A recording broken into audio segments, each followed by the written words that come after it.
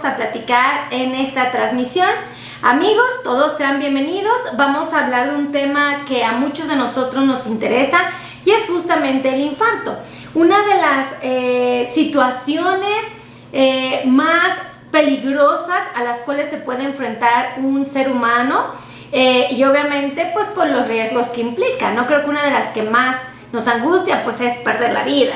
Entonces pues, vamos a hablar de la diabetes y el infarto y la diabetes, porque deben de saber que desafortunadamente un paciente que está viviendo con diabetes llega a ser más propenso para un infarto.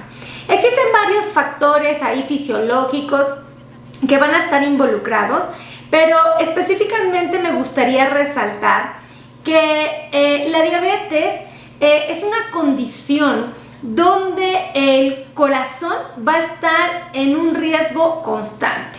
Por eso ustedes vamos a recordar que su médico, el que les trata la diabetes, cada rato les está pidiendo, una vez al año les pide un electrocardiograma y frecuentemente me los dirige al cardiólogo una vez al año. ¿Por qué hace esto su médico tratante? Pues evidentemente lo hace porque reconoce los riesgos de un probable infarto en el transcurso de la vida de un paciente que vive con diabetes. Factores, hay muchos que van a estar relacionados con el infarto y bueno, pues obviamente nos ponen en alerta. ¿Qué es lo que puede propiciar un infarto? Bueno, obviamente todos podemos sospechar este riesgo cuando somos pacientes con sobrepeso, cuando somos pacientes con obesidad, cuando somos pacientes sedentarios, quiere decir que no hacemos actividades deportivas, ¿ok? Cuando somos pacientes fumadores, cuando somos pacientes que tenemos el colesterol o los triglicéridos altos, cuando somos pacientes que pues evidentemente tenemos una glucosa muy elevada. Entonces, entre otros, ¿no? Hay muchos ahí. Pero bueno, esto hay que tomarlo en cuenta. Ahora, ¿de qué se trata? ¿En qué consiste el infarto? Porque muchos van a decir, ay, doctora, pero yo no me queda claro en qué consiste. Bueno, es una aparición brusca de un cuadro de sufrimiento isquémico a una parte del corazón producida por una obstrucción aguda, ¿ok? Y total de las arterias coronarias que lo alimentan. El corazón es un músculo, quiero que quede muy enfatizado. El corazón es un músculo que se contrae de manera increíble y tiene unas arterias que lo mantienen con vida. Esas arterias se llaman arterias coronarias y si estas son las que se obstruyen o se tapan, son las que pueden provocar el infarto. Ahora, según la arteria que esté tapada, la región donde afectó la falta de sangre, porque acuérdense que si se tapa la arteria, pues ya no llega sangre a ese tejido o a esa parte del corazón y es lo que provoca que el corazón empiece a estar en riesgo. Ahora, vamos a hablar que desafortunadamente el riesgo de mortalidad se incrementa antes de que el paciente llegue a un hospital.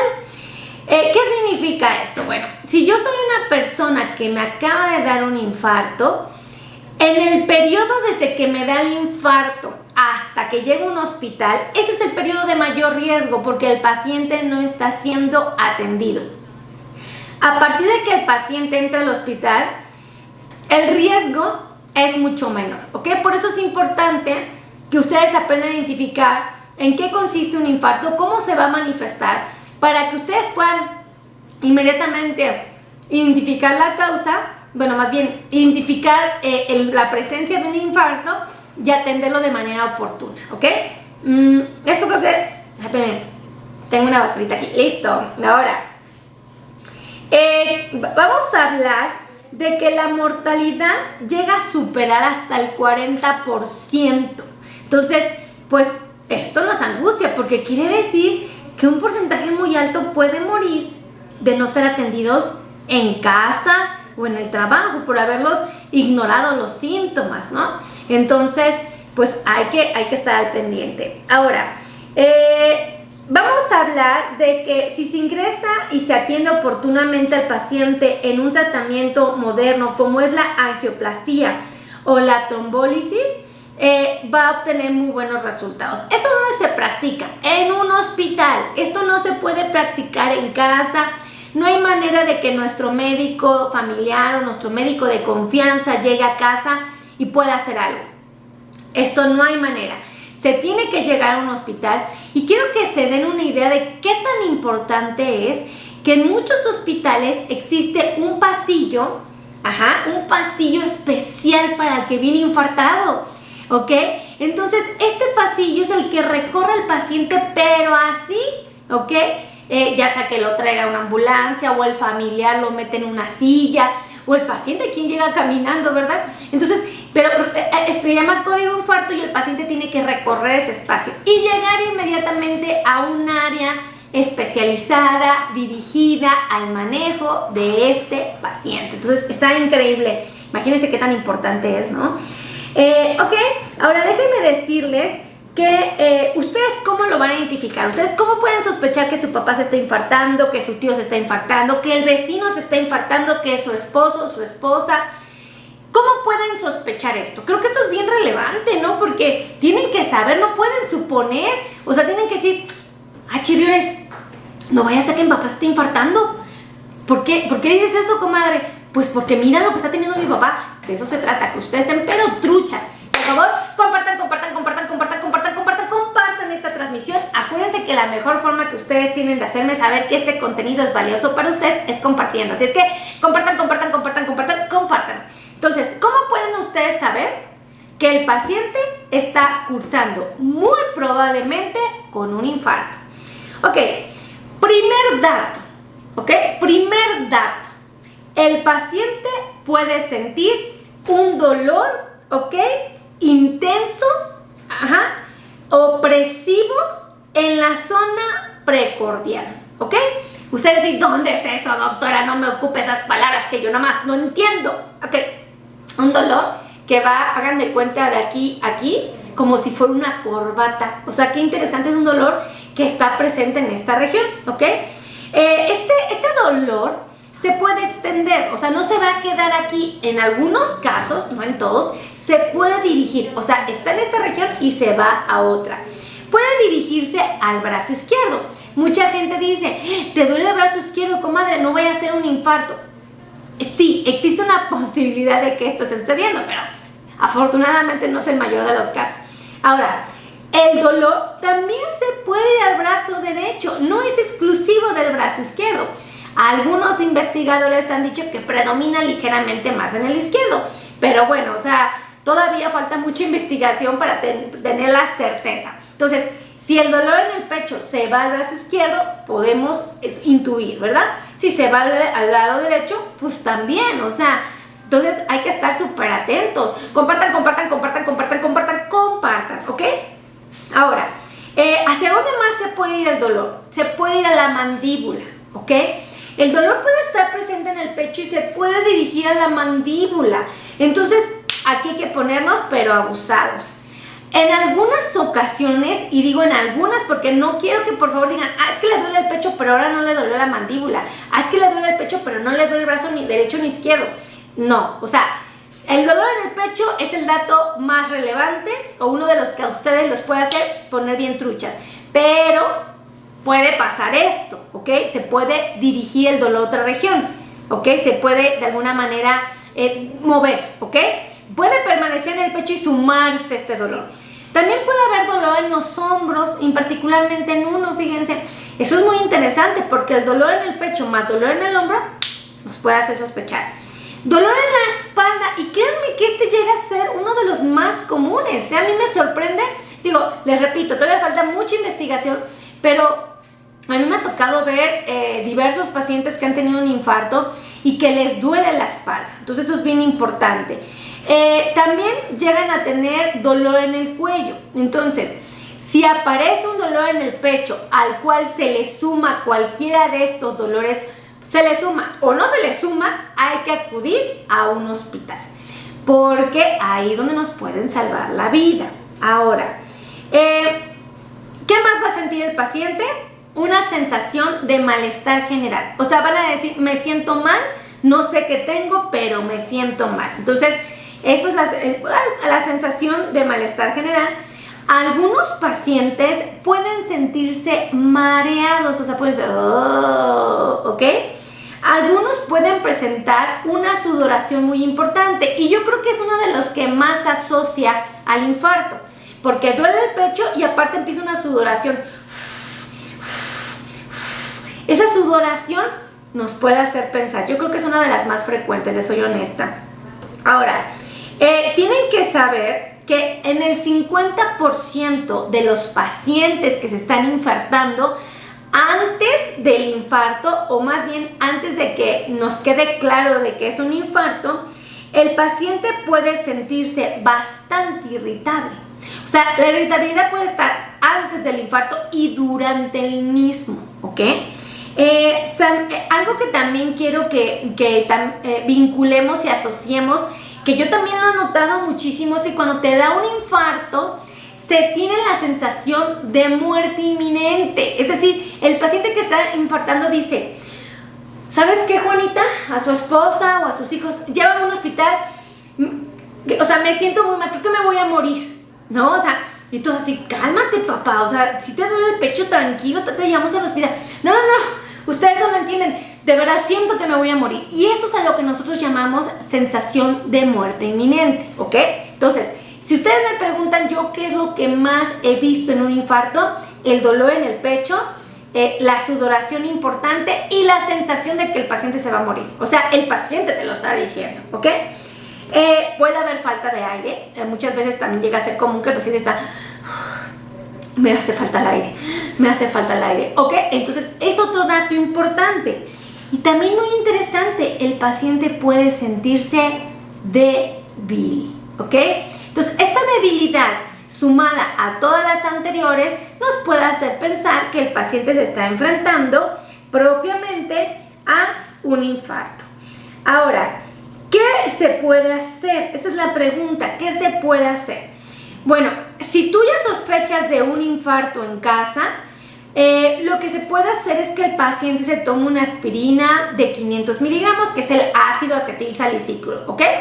Una pastilla o hasta 2 de 500 miligramos en lo que lo trasladas al hospital, ¿ok? Esto solamente es una herramienta que te ayuda a que las cosas no sean tan severas, ¿ok? Sigue siendo muy arriesgado, sigue siendo muy peligroso. Obviamente el paciente llega al hospital y todos estamos en alerta y preocupados por él, pero es como un pelito de que algo salga mejor, ¿ok?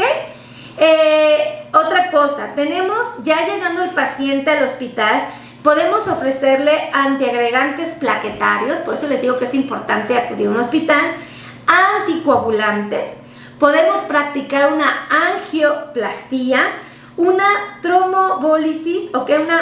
Vamos a usar, vamos a tratar, más bien voy a decirles, vamos a tratar de disolver los coágulos que obstruyen las arterias, entonces eso es lo que se va a intentar. Se puede intentar una revascularización percutánea, podemos llegar a usar beta bloqueantes, inhibidores de la enzima convertidora de angiotensina.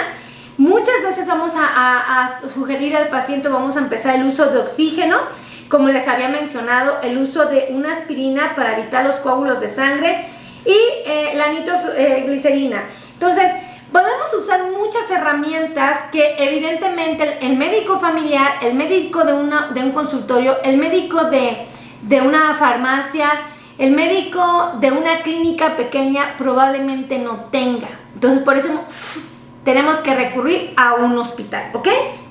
Ahora, como les dije, ¿qué puede potencializar el riesgo de que un paciente viva esta experiencia? ¿No? Esto es importante. Compartan, ¿ok? Y ahorita si ustedes quieren agendar cita conmigo o con cualquiera de mi equipo de trabajo, ahorita les doy los teléfonos al final, ¿vale? Para que vayan por una libreta y lo puedan anotar. Entonces, ¿qué puede provocar que mi paciente lo ponga en riesgo de un infarto? Aquellos fumadores, aquellos pacientes que son fumadores, y aquí aplican los pacientes con diabetes y los que no tienen diabetes, o sea, increíblemente. Pacientes a los cuales les gusta la copita, a los cuales les gusta el alcohol, son pacientes con un mayor riesgo de un infarto, ¿ok? Aquellos que evidentemente Obviamente no practican ejercicio y no tienen una alimentación adecuada, ¿ok? Por favor, compartan. Aquellos que tienen un consumo de grasas de origen animal elevado, ¿ok? Estas no son buenas. Las grasas que encuentran en los productos como las proteínas de origen animal son muy perjudiciales. Aquellos que tienen un peso superior al recomendado y aquellos que evidentemente no tienen un control de su presión arterial, de su colesterol y de su azúcar, ¿ok? Vamos a ser muy honestos. Los factores de riesgo anteriormente mencionados se les puede sumar la predisposición familiar, la predisposición de la edad. Entre más grandes somos, más riesgo de un infarto tenemos. Entonces, pues hay que estar al pendiente. Creo que también es importante mencionar que aquellos que no pueden moverse, aquellos que están en una condición de discapacidad, vamos a llamar a alguien que está encamado porque no se puede mover, tuvo una lesión que no le dio la oportunidad de poderse mover por sí solo, es un paciente de alto riesgo. Entonces eso es muy delicado. ¿Qué se hace en estos casos? O sea, ¿qué es lo que el médico practica para poder sugerir o contemplar la posibilidad de un infarto? Aparte de todos los datos clínicos que ya mencionamos, ¿no? Creo que esto es muy relevante. Compartan, ¿ok? Compartan. Ahí les va. Cuando el paciente llega, le hacemos inmediatamente un electrocardiograma. Este estudio donde te ponen unos chuponcitos en el pecho y te dicen, ¡oh! Se está infartando el paciente. O decir, tranquilos, aparentemente no es un infarto. Frecuentemente, aparte del electrocardiograma, se le llega a hacer al paciente unos estudios de sangre que nos reportan las enzimas cardíacas, ¿ok? Si están aumentadas, pues en ese momento suponemos, intuimos, empezamos a contemplar la posibilidad de un infarto y obviamente lo tenemos que atender ya, ¿ok? Y obviamente también, bueno, no es casi como lo más relevante, pero en algunos hospitales les llegan a pedir radiografía de tórax para identificar si el paciente no tiene una cardiomegalia, que es un aumento del tamaño del corazón, o si no llega a haber líquido en los pulmones, ¿ok? Entonces, si se dan cuenta, por eso es importantísimo acudir a un hospital, porque los recursos más valiosos para preservar la salud del paciente evidentemente van a estar ahí, ¿ok? Ahí. Entonces, yo sí los invito a que esta información sí la compartan, porque puede ayudar a salvar la vida de muchas personas. De verdad, yo he tenido pacientes aquí que me han dicho, doctora, yo vi su contenido, yo vi el video que usted hizo de cómo detectar un infarto, ¿y qué cree? Que me pasó, a mí me pasó, yo tuve un infarto. ¿Y qué cree? Me acordé cuando usted me dijo, dolor en el pecho, sudoración importante, sensación de muerte inminente. ¿Qué cree? Que me faltaba el aire. Te lo describen tal cual, dicen, pero como usted ya me había informado, yo lo detecté, inmediatamente fui al hospital y me salvaron la vida. Entonces, esto es importante que ustedes lo sepan, por eso les pido que lo compartan, porque esto también aplica en el que no tiene diabetes, ¿eh? O sea, si tu paciente tiene diabetes, pues sabemos que el riesgo es un poquito mayor, pero si no tiene diabetes, aún así esto podría pasar al paciente. Por eso es tan importante que me ayuden a compartir, ¿verdad? Compartan por WhatsApp, compartan por Messenger, compartan en su Facebook, por favor. Y además, si ustedes tienen amigos o conocidos en los Estados Unidos, también, por favor, también háganlo, porque es bien lastimoso, es bien doloroso ver que nuestros pacientitos, nuestros amigos, nuestros paisanos en un país como en Estados Unidos, desafortunadamente no pueden o no tienen la oportunidad de recibir pues una vigilancia médica, una orientación médica. Y no es porque ellos no quieran, o sea, no es porque no pretendan ser responsables con la salud, sino hay varios factores que no podemos controlar, como los servicios médicos que tan caros son, la barrera del idioma, la documentación, por supuesto. Entonces, si ustedes me ayudan a compartir, aunque esta transmisión no sustituye una consulta médica, sí los pone más truchas para que ellos puedan estar en una situación de alerta y decir, ¡ah! Esto no es normal, ¿no? Entonces, por favor, ayúdenme a compartir. Esa es la mejor manera en que ustedes tienen de saber, es la mejor manera que ustedes tienen de hacerme saber que el contenido para ustedes es valioso, ¿no? Entonces, yo les encargo mucho. Si ustedes quieren agendar cita conmigo o con cualquiera de mi equipo de trabajo, porque yo sé que muchos de ustedes quieren agendar citas y luego se les dificulta estar picando el teléfono. A mí también me pasa, ¿ok? Entonces, pues yo soy millennial, pero soy la último año, así como que... Entonces yo soy más de allá que para acá. La verdad yo soy menos millennial que millennial, ¿no? Entonces, pues no les sé nada, la verdad soy medio torpe para esto de la tecnología. Pero bueno, ahí les van los teléfonos, ¿ok? Teléfono de WhatsApp, 55 82 16 24 93, ¿ok? Les van otro teléfono, que es el de oficina. Hay dos teléfonos de oficina que les voy a dar.